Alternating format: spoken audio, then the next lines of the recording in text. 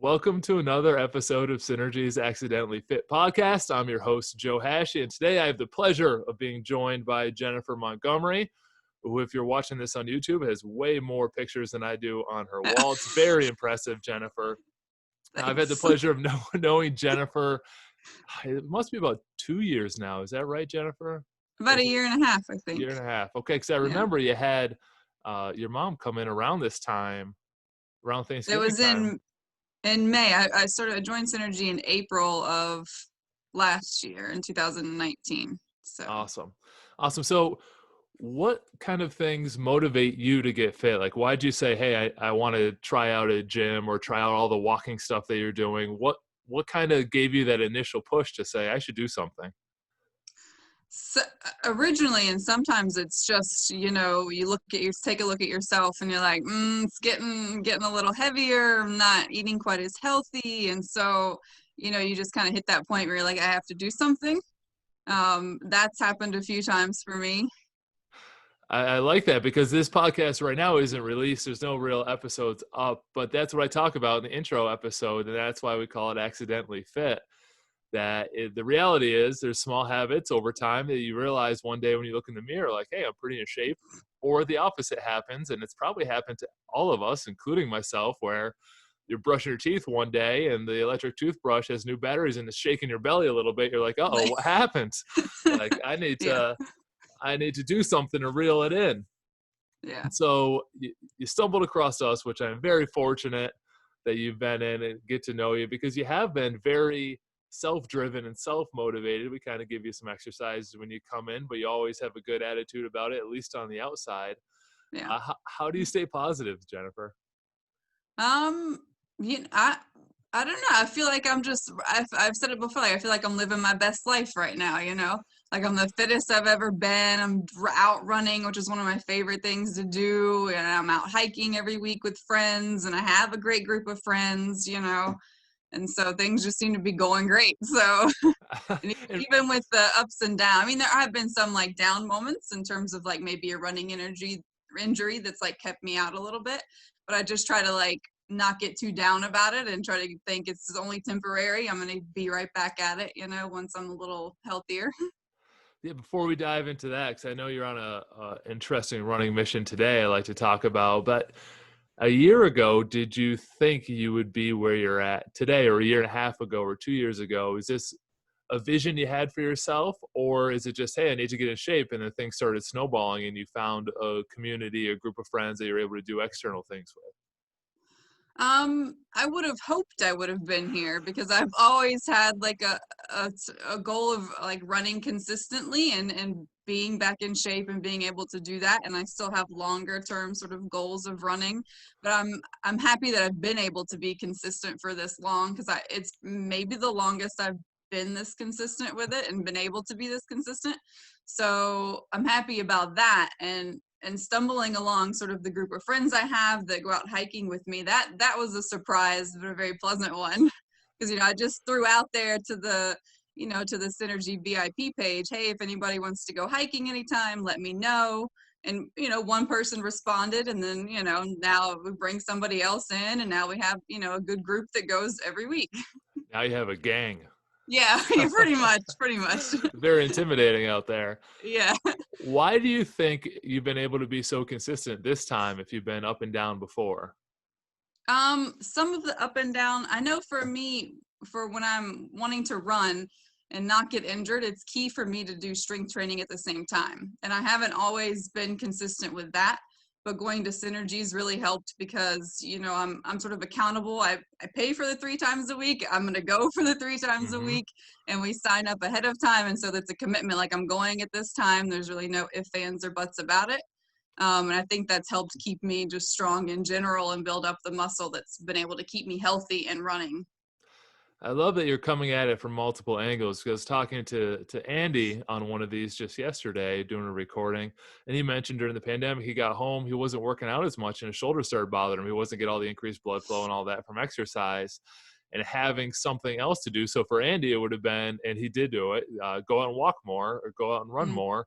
And if you have a running injury, there's something else you can do. You can do strength training more. So you always keep a little like a seesaw effect of moving forward. So you're not just down in the dumps like I can't do anything. Well, there is something you can do, and you've done a good job balancing that. Right. Let's see. Let's talk about where you're at today, because you mentioned the hiking, which you did. You threw out in the group. Now, you're not originally from this area, correct? No, no. How long? I grew up in Florida, and lived in Tennessee for quite some time, and so that's where the little bit of the accent comes from. And I moved up here in 2013 to go to school. So. And you just have never graduated? No, look, that's a good one. I'm currently dissertating. So, while working full-time job and doing all this running and going to the gym and hiking, I'm working on my dissertation. Okay, good, because I did want to get into podcasts for busy adults, and you are a Yeah. very busy adult, and Yes. you make it work, and almost seems too easy, but it's not easy for you today, because No. what's the challenge you're doing today? I believe it's a 24-hour challenge. So what are you up to? Yeah, it's a Yeti challenge. So I chose the 5K option. So I'm running a 5K every 4 hours for 24 hours. And where are you right now? It's just, you've done 2 or 3? I just did run 4. So you went through last night. Yeah. And so I ran on my lunch break at work last night at 7, and then after work when I got off at 11, and then I woke up at 3 a.m. to run around the school by my house, and then just got done doing a sort of sun just came up run. I love the commitment to it. I've tried that one. Well, I did it once. It was like a 4 miles every 4 hours for 24 hours. And I'll put run in heavy quotes on that, because like a run power walk. And it takes some commitment to doing a challenge. Why did you choose to do challenges like that, Jennifer? Well, this is part of the Love the Run You're With program that Another Mother Runner puts on. And so this is like the sort of last event. They did a 4-month training plan with different event each month. And this is one of them. And I thought, well, I've never done that, so that'll be kind of cool to try out and just see how it goes. And so it's been fun. It's something we talked about on another podcast, is that when you get kind of in a rut or routine, it becomes a little boring. And that some people can take it as like time to take off, or you can take a challenge and continue pushing your fitness forward. And I thought that was a beautiful example when I saw the pictures of you in the Walmart and Target parking lot last night on your Facebook doing your nightly run, your 24-hour Yeti challenge run. So I think that stuff's so cool to stay motivated. Is that a piece of what you use? Yeah, I always want to have some sort of goal or something I'm working towards with my running. So like this past summer, some friends and I did the summer scavenger hunt, which had like 30 different sort of run activities you had to do, like run 500 meters backwards. Yeah, yes, run for food. Yeah, run for food. We ran to the cider mill here, got some donuts, and then ran back. And so it was like, something fun, something to keep you motivated, especially with all the races, or almost all the in-person races being canceled with COVID. And so this is something new. And they now have a winter one that's about to start for December and January. So that's going to be fun. There's so many challenges out there for everyday people, and I enjoy them too, because sometimes we think, oh, well, all we see is like the CrossFit Games on ESPN. A fitness has to be like an elite competition. Well, it's not true. It can be fun everyday stuff that keeps you motivated. And I've seen you accomplishing a lot. I've seen the Ruck Club in the area doing a lot. I've seen the obstacle course people in the area doing it a lot. I've seen the runner store doing the morning runs. And there is a lot of opportunity. There's probably more opportunity for an everyday adult to have a fitness community than there is like just that person who's trying to do crazy hard competitions. Yeah, for sure. Why do you find it important to make time for your fitness? I think it keeps me and my life sort of like on track. So like if I'm not exercising, I'm probably not eating healthy. Probably about 90% of the time. Like I don't care enough about it because it's not as important as what, I need to fuel to work out. So I pay more attention to it and try to eat healthy. So if like that's not on track, then my food isn't on track, and perhaps my sleeping isn't either. So it just helps kind of keep my life balanced. Do you find that having that balance helps you be more productive too during your workday? Yeah, because I know like I have to get the run in, so then I have to use this hour of free time I have to say work on my dissertation because when else am I going to do it then?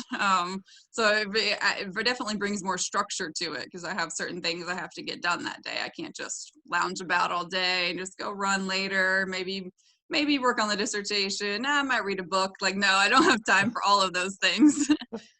It helps keep you organized. There's an interesting book called Brain Rules. I believe the first rule is exercise to help, and it goes into a way more in-depth version than I could ever talk about, but it's like the oxygen consumption of your body helps your brain function better when you're at work. And you look at high functioning academics or people in the professional world, and they often have an exercise routine that either keeps them organized, structured, or helps them their body be more efficient with all the stuff they have to balance and do. Yeah. I found that I kind of started running again at one point when I was doing my comprehensive exams. I was like doing them and studying for them and trying to prepare for them. And I got back into running at that point and completed like the Bridge Run 5K. And I just needed kind of like that space to get out of the apartment and get out of the books and just like clear my head. And it was super helpful to actually do that at that time. You mentioned some bumps and bruises along the way, some tweaks. Tell us about a time where you were tempted to fall off because you had an injury, and how'd you work through it? Well, this past sort of, it was probably around the February, March time. I had like a knee problem and had to take a break from running for, I think it was about a month. And normally under that kind of circumstance, that's kind of where I would spiral down. Like I can't run, then I just kind of fall out of running and then just kind of get out of all the sort of healthy habits that I have, eating, going, working out in any capacity. But I just tried to stay focused on, my fitness will kind of carry me through this sort of lapse in training of running. And, I won't have to start back from square one, once I can run again. I just tried to keep my mindset in a good place. That's critical to mention the mindset. And I know you've had a strong one because you're basically my fitness role model now, Jennifer. If I could spend as much time running as you, I'd be in much better shape, or going out and doing every street in town. Oh my God. Yeah, I'm working on it. So you've been out of your comfort zone probably a lot in your life through work, through school, through moving around. What is a time where you've been out of your comfort zone, either at the gym or with anything to do with fitness, and how'd you work through that? Like where a trainer said do something and you're like, Um, whoa, that I can't do that. yeah, I've said that before. Who even knows about what? You watch them demonstrate it and you're like, I don't know about this. And you get down there and try it. You're like, well, it's not horrible, but oh, yeah, but no, I mean, really taking on like some of these running challenges or some of these races. Like I did my first half marathon in July, and I went into it the week before not even running at all because I had some inflammation flare up, and so then it's like, well, let's just go and see what happens. And it was a bit of a rough one, I'll admit, but I like got through it and was able to run the whole time. It wasn't pretty, it wasn't fast, but I did it, and so it was like a good goal. But just being there and other people are running and running faster and running, the full marathon, but it's like you just go in there to run your own race and prove what you can do to yourself, really. And I think there's a very subtle golden nugget in there, and that's the mindset of, yeah, let's just try it and see what happens. Like that's the answer to so much to do with fitness and life. You can think about it all day long, talk yourself in or out of nearly anything. But if you say, well, let me give it a try. The worst thing that happens is I'll have to walk some, or I won't work out, or I might not be able to do that exercise the trainer signs, but let's go for it and see what happens. Yeah. And I think that's just a good filter to think about a lot of this stuff with, because as busy adults, we don't really have a good frame of reference for what we can or can't do anymore. Someone hears a 1 mile hike, they'll say, no way. Someone hears a 1 mile hike, we'll say, all right, let's try it. Let's see what happens. And then they find out they can go 5 miles. Yeah. Or Here's my big, go ahead. someone like looks at this really steep hill and is like, how am I ever going to run up that? It's like, well, don't look at the very top, look at what's right in front of you, and then pause when you need to. You'll get up there eventually. when I did the marathon last year, just out of the blue, I was definitely not looking at the finish. I'm looking at the next mailbox. I'm like, I'm gonna run to that next Yeah. mailbox. I'm gonna run to that next mailbox. Like 2,600 mailboxes later, I'm finally there. Yeah, having a short-term perspective also helps out a lot. Yeah. Here's the big finale question. If there's another adult, busy adult listening to this and they're struggling to get started, struggling to find the momentum, but they do want to, and they have plenty of reasons why to get started, and they know fitness is important, and they might have been to their doctors where they said, hey, you got to get in shape. They might have had that moment where they've said, you know what, I need to change something, but they just can't get from 0 to 1 yet. What words of wisdom, Jennifer, can you share to get them moving? So I think I would say try to find something that like inspires you to get out the door. Like for me, that's running, obviously. And so like that's what I want to do. And so sometimes what's gotten me sort of back on track after these like months or years of like not running and not really being active is, I'll read an article, I'll read a blog post or something about someone's running adventures and think, wow, I really wish I could be doing that. And, like that looks so cool. That sounds like something I want to do. And so then you maybe take that first step to doing it. But it's like getting inspired by something. Find that activity that motivates you to get out the door. And then maybe also find people who are willing to do that with you. Because like I like hiking. Now, would I do it every week if I didn't have friends who that's kind of the set thing? We're going every week. It doesn't, regardless. No, I probably wouldn't go every week if it was just me, but I have friends. And so we go every week. So like hiking isn't going to get me out the door every week. Running will, hiking won't, but having friends who hike, that will. So. And that's a good point. The first step is finding a story that you associate with and that you want.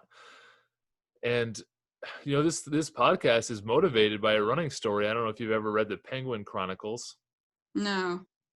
So I was listening to a book maybe 3 weeks ago called How Bad Do You Want It? And it was a story of like all these elite athletes accomplishing elite things. I'm like, all right, this is nice, but I'm not sure how much you can apply it. And then in the last chapter, they had one page on something called the Penguin Chronicles, which is a guy who started writing for a running magazine. And he was always coming like last at the 5Ks. And he was always coming in last at his half marathons and just wasn't good at running. He called himself the Penguin because he had kind of a waddly running stance. And he wrote kind of these inspirational stories of just how he kept trying. And then a lot of people found that story to be motivating and said, you know what? I can be like that. They're called like Penguins Peoples or whatever. So they go wear like penguin t-shirts and they go to 5Ks around the country. And they found a story that would get them from not moving to like, oh, this person's doing it. I can do it. This is a little inspirational. It's not meant to go out there and win. Have some like you versus you perspective. And I just was listening to that story again. It was only one page on my Audible book, but it was inspiring to say, you know what, we need to tell more stories of people like that, because there are more people like that than there are more people who don't win a marathon than the one person who wins it. There's more people who come in all the other places in the 5K than the one person who comes in first, but somehow all those stories get lost in the shuffle, and I find those more inspirational and motivational. And I do find you inspirational and motivational, Jennifer. Also, now I have to add to how well shaped your picture hanging is. Oh, it's like perfectly level and well. Look, that's all by eye too. Oh wow! All right, in my face. Yeah, that that is awesome. I'd have to use like a computer CAD program to figure that all out. I don't mess around. I got a good eye for that. Well, Jennifer, thank you so much for joining us on another episode of Synergy's Accidentally Fit podcast. If you're listening to it on iTunes, Spotify, or on YouTube, make sure you subscribe, because we'll have a new episode out every week where we're sharing tips and tricks and stories just like this to help you move along your fitness journey. Jennifer, thank you very much. Thanks for having me.